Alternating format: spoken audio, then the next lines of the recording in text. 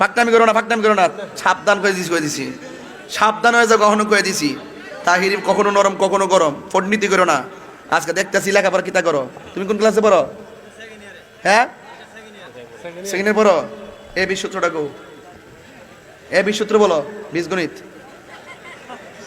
Inter second ইয়ারে পড়ো, A B সূত্র পারো না, তাহলে তুমি কি লেখাপড়া করছো বলো? একটা বীজগণিতের একটা সহজ একটা সূত্র, A B A plus B by two whole square minus A minus B by two whole square, A প্লাসের মান এত আর এর নিচের সূত্র টু উপরে স্কয়ার, এরপরে এমনি কাটাকাটি করে এই অঙ্ক মান বাই করতে হয়। তুমি কি এগুলো পড়ো না? এগুলো তো সহজ খবর। তুমি একটা ভালো বলতেছো, এইটা বলো এইটা বলো, এই কথা কোন এই কথা কোন। আমি তো বুঝতেছি মর্নিং সূর্য দাটে, সূর্য দেখলে বোঝা যায় দিনটা কেমন যাবে। এই জন্য তোমাকে একটু টাচ করলাম যে তোমার ভিতরে কি মাল আছে। বুঝবিনি, বুঝতে পেরেছো বাবু? লেখাপড়া করবা, পড়ার মতো পড়ো।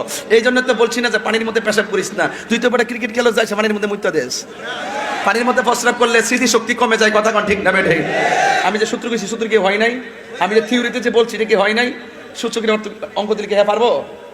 আমরা যে পড়ছি মাদ্রাসা ছাত্র হইতে পারি, এখন টনক দিলে ঠাস ঠাস আওয়াজ হয়, পড়ার মতোই পড়ছি। হয়তো সৃজনশীল হওয়ার কারণে আজকে মেধাটা নষ্ট হয়ে গেছে, সৃজনশীলের মেধা নষ্ট হয়েছে। আমি দায়িত্বহীন কণ্ঠে বলতে পারি, সৃজনশীল দেওয়ার কারণে ছাত্রের মেধা নষ্ট হয়ে গেছে। আগে বেসিক কিছু নলেজ ছিল, একটা প্রশ্নের উত্তর যখন এক কথায় দিত তার মাথায় একটা ব্রেন ঢুকতো, একটা প্রশ্নের উত্তর যখন সংজ্ঞা লিখতো তখন ব্রেন ঢুকতো।